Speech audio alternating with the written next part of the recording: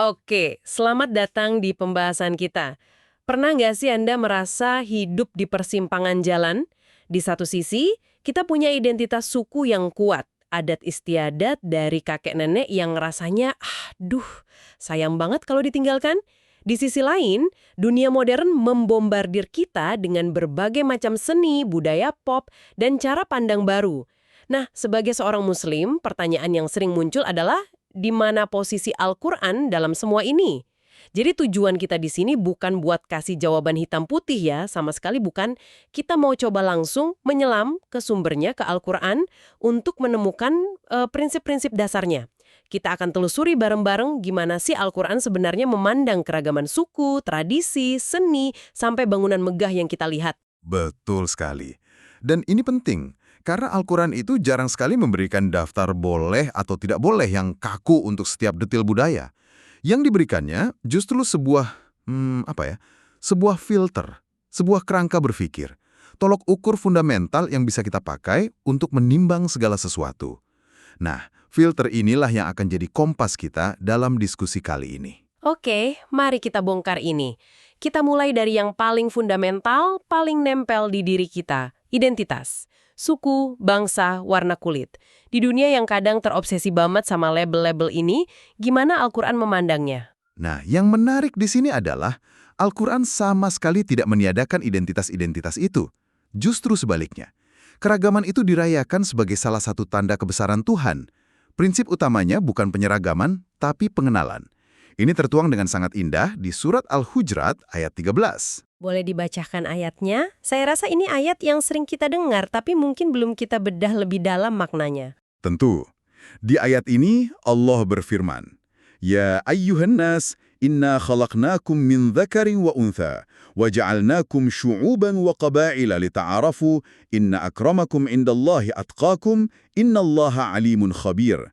Terjemahannya kurang lebih, wahai manusia, sungguh kami telah menciptakan kamu dari seorang laki-laki dan seorang perempuan. Kemudian kami jadikan kamu berbangsa-bangsa dan bersuku-suku, agar kamu saling mengenal. Sesungguhnya yang paling mulia di antara kamu di sisi Allah ialah orang yang paling bertakwa. Sungguh Allah Maha Mengetahui, Maha Teliti. Oke, frasa kuncinya di situ li ta'arofu untuk saling mengenal. Konsep yang indah sekali, tapi kalau kita lihat realitasnya, keragaman ini justru sering jadi sumber perpecahan kan? Superioritas suku, rasisme, nasionalisme sempit. Gimana Al-Quran mengatasi paradoks ini? Pertanyaan yang sangat bagus. Al-Quran seolah sudah mengantisipasi penyakit manusia ini loh.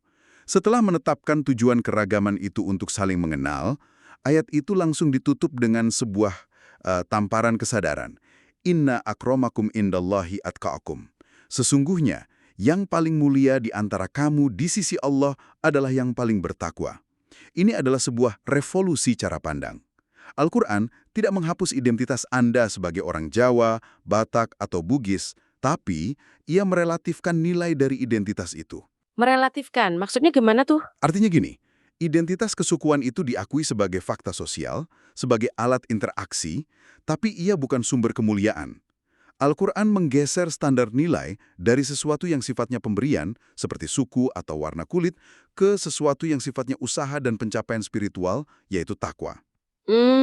Iya. Jadi ketika ada potensi konflik karena perbedaan suku, Al-Quran seolah bertanya, oke, kalian beda suku, lalu kenapa? Yang terpenting, siapa di antara kalian yang karakternya paling baik, paling adil, paling sadar akan Tuhan? Ini mengubah total arenanya. Jadi identitas kita diakui, tapi ego kesukuan kita yang dipreteli. Nah, ini nyambung banget ke segmen berikutnya. Kalau identitas diakui, gimana dengan adat istiadat yang melekat padanya? Perayaan, ritual, norma sosial. Sering banget kita dengar, ini kan sudah tradisi nenek moyang, harus dilestarikan. Apa kata Al-Quran soal ini? Nah, kalau soal tradisi, Al-Quran mengambil sikap yang jauh lebih kritis. Sikap dasarnya adalah jangan menelan mentah-mentah. Al-Quran sangat vokal mengkritik sikap yang disebut taklid, yaitu mengikuti sesuatu secara buta hanya karena itu warisan leluhur. Justru, salah satu fungsi utama wahyu adalah menjadi filter bagi adat istiadat itu. Pola ini berulang terus dalam kisah para nabi. Maksudnya pola penolakan yang sama. Betul. Setiap kali seorang nabi datang membawa pencerahan, argumen utama para penentangnya hampir selalu sama. Kami tidak mau ikut kamu, kami mau ikut jalan nenek moyang kami. Contoh klasiknya ada di surat Al-Baqarah ayat 170. Wa idza qila lahumuttabi'u ma anzalallahu qalu bal nattabi'u ma alfaina 'alaihi aba'ana. Terjemahannya, dan apabila dikatakan kepada mereka, ikutilah apa yang telah diturunkan Allah, mereka menjawab, tidak. Tetapi kami hanya mengikuti apa yang telah kami dapati dari nenek moyang kami. Wah, ini argumen yang relevan banget sampai sekarang. Tapi di sisi lain, bukankah tradisi itu penting untuk menjaga identitas dan keharmonisan sosial? Kalau semua tradisi kita pertanyakan, apa kita nggak jadi tercerabut dari akar budaya kita? Di mana kita menarik garisnya? Nah, disinilah letak kejeniusan filter Al-Quran. Ia tidak bilang hapus semua tradisi. Sama sekali tidak. Yang ia tawarkan adalah seperangkat nilai universal sebagai batu uji. Jadi Al-Quran tidak menghapus budaya, tapi memurnikannya. Misalnya, kita kembali lagi ke surat Al-Hujurat, di ayat 11 dan 12. Di situ ada fondasi etika sosial yang luar biasa. Jangan mengolok-olok, jangan mencela, jangan memanggil dengan gelar buruk, jauhi prasangka, jangan menggunjing. Oke, jadi nilai-nilai itu yang jadi filternya. Tepat. Jadi, Anda diajak untuk melihat adat istiadat Anda dan bertanya, apakah tradisi ini mengandung nilai-nilai keadilan? Apakah ia mempererat persaudaraan atau malah menciptakan kasta? Apakah ia mendorong pada kebaikan atau justru pada pemborosan dan kesombongan? Kalau sebuah tradisi, misalnya gotong royong, sejalan dengan nilai-nilai ini, maka ia diperkuat. Tapi kalau sebuah tradisi menuntut pengorbanan yang tidak masuk akal atau merendahkan kelompok lain, maka wahyu datang untuk mengoreksinya. Ini bukan tentang menghapus budaya, tapi tentang mendewasakan budaya. Saya jadi kepikiran, ini bukan cuma soal tradisi kuno ya. Ini bisa berlaku juga untuk tradisi modern. Misalnya, budaya kerja di kantor yang menuntut lembur terus-menerus tanpa apresiasi. Itu juga kan tradisi yang bisa kita filter dengan nilai-nilai keadilan dan kemanusiaan. Tepat sekali. Filter ini berlaku universal, melintasi ruang dan waktu. Menarik sekali. Dari adat, mari kita bergeser ke ekspresi budaya yang lebih personal dan sering jadi perdebatan panas. Seni, puisi, lukisan, musik, patung. Gimana Al-Quran membingkai kreativitas manusia ini? Prinsip filternya kembali berlaku di sini, tapi dengan fokus yang sedikit berbeda. Untuk seni, pertanyaan kuncinya adalah soal tujuan dan dampak. Apakah karya seni ini membangkitkan kesadaran Anda akan keindahan ciptaan Tuhan, atau sebaliknya, ia justru menjadi berhala yang melalaikan Anda darinya? Berhala di sini bisa dalam arti harfiah, seperti patung yang disembah, atau kiasan. Oke, mari kita bedah satu-satu. Kita mulai dari puisi, yang di zaman turunnya Al-Quran itu kan puncak karya seni sastra Arab. Betul, dan Al-Quran mengambil posisi yang sangat jelas terhadap puisi. Ia membedakan dirinya. Dalam surat Al-Haqqah ayat 41 Allah berfirman, "Wa ma huwa biqauli syairin qalilam ma tu'minun." Terjemahannya, dan Al-Quran itu bukanlah perkataan seorang penyair. Sedikit sekali kamu beriman kepadanya. Ini bukan berarti puisi itu haram loh. Ini lebih kepada penegasan identitas dan kalibrasi ekspektasi. Al-Quran ingin bilang, saya ini bukan sekedar karya imajinasi manusia yang indah. Saya ini wahyu. Isinya kebenaran absolut.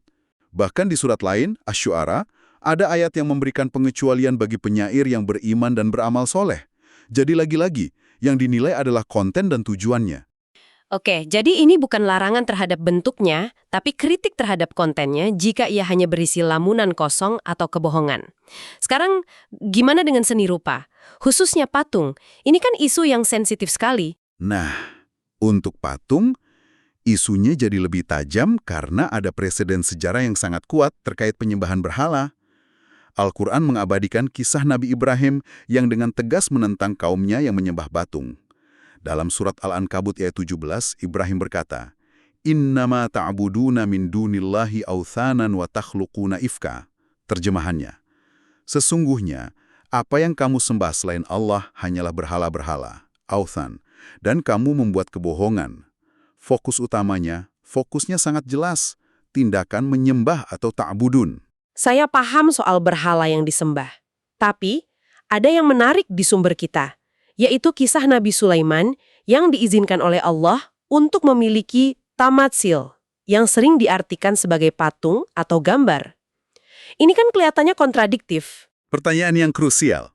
Dan justru disinilah kita menemukan nuansa dari filter Al-Quran. Kisah Sulaiman menunjukkan bahwa objek patung itu sendiri tidak secara absolut jahat. Yang menjadi masalah inti dan dilarang keras adalah ketika fungsi sebuah karya seni ditingkatkan menjadi objek ibadah, menjadi perantara, atau menjadi sesuatu yang dikultuskan sehingga menyaingi keagungan Tuhan. Ini yang disebut syirik.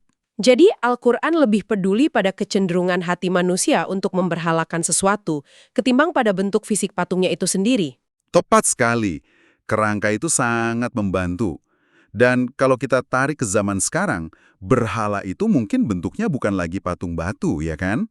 Bisa jadi itu adalah kultus terhadap selebriti, fanatisme pada merek fashion, atau bahkan pemberhalaan terhadap ideologi politik.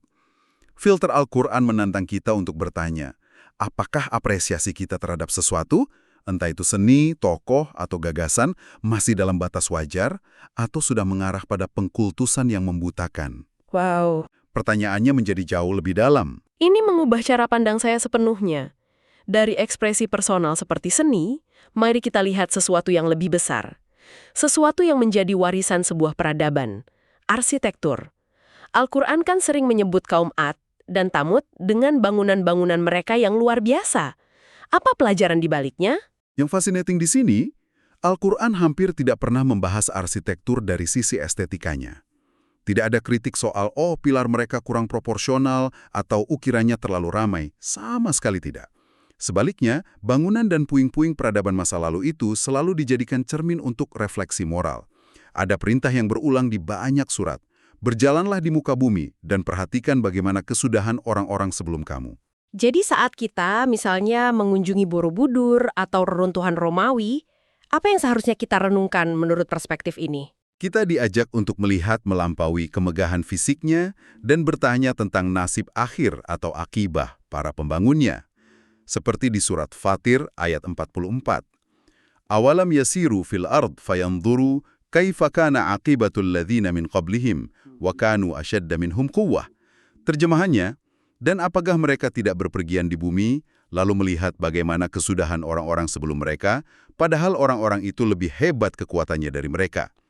Kaum Thamud bisa memahat gunung jadi istana. Kaum Ad membangun monumen-monumen raksasa. Tapi semua kehebatan arsitektur dan teknologi itu tidak ada artinya saat mereka berlaku zalim dan menolak kebenaran. Hancur. Hancur. Oke, jadi kalau saya seorang arsitek muslim di zaman modern, pesannya bukan jangan bangun gedung pencakar langit, tapi lebih ke pastikan tujuan dan proses pembangunan gedung itu adil, bermanfaat bagi banyak orang, dan tidak melahirkan kesombongan yang melupakan Tuhan. Tepat sekali. Anda menangkap esensinya. Sebuah istana megah yang dibangun dari hasil korupsi, dalam pandangan Al-Quran, bukanlah simbol kejayaan, melainkan monumen kejatuhan moral. Warisan yang sejati bukanlah beton dan batu, tapi nilai keadilan dan keimanan yang mendasarinya. Luar biasa. Jadi setelah kita menelusuri semua ini, dari identitas personal hingga warisan peradaban, apa benang merah yang bisa kita tarik untuk Anda yang mendengarkan? Kerangka berpikir dari Al-Quran ini ternyata sangat dinamis ya. Identitas suku Anda dihargai sebagai sarana saling kenal, adat istiadat Anda harus terus difilter dengan akal dan wahyu, ekspresi seni Anda ditimbang dari niat dan dampaknya. Apakah ia mengangkat jiwa atau malah menjadi berhala modern? Dan bangunan yang Anda tinggalkan akan menjadi saksi bisu. Bukan atas kekayaan Anda, tapi atas nilai-nilai yang Anda perjuangkan. Dan jika kita tarik lagi semua itu ke satu titik pusat, semuanya akan bermuara pada satu prinsip inti dalam Islam. Tauhid, pengesaan Tuhan. Pertanyaan fundamental yang selalu diajukan Al-Quran adalah, apakah suku kita, budaya kita, seni kita, dan bangunan kita menjadi sarana untuk lebih bersyukur dan mengingat Sang Pencipta? Atau, apakah semua itu justru menjadi tujuan akhir, menjadi sumber kesombongan, perpecahan, dan kelalaian dari makna hidup yang sejati? Disitulah letak pertaruhannya. Sebagai penutup, kami ingin meninggalkan Anda dengan sebuah tantangan kecil. Saat Anda menjalani hari Anda, cobalah lihat sekeliling dengan kacamata baru ini. Lihatlah tradisi keluarga yang Anda jalankan, dengarkan musik yang Anda nikmati, perhatikan gedung kantor tempat Anda bekerja. Lalu, berhenti sejenak dan tanyakan pada diri sendiri, apa tujuan dibalik semua ini? Apa pesan yang disampaikannya tentang nilai-nilai yang saya yakini? Sebuah pertanyaan sederhana, tapi bisa jadi akan membuka pemahaman yang sama sekali baru.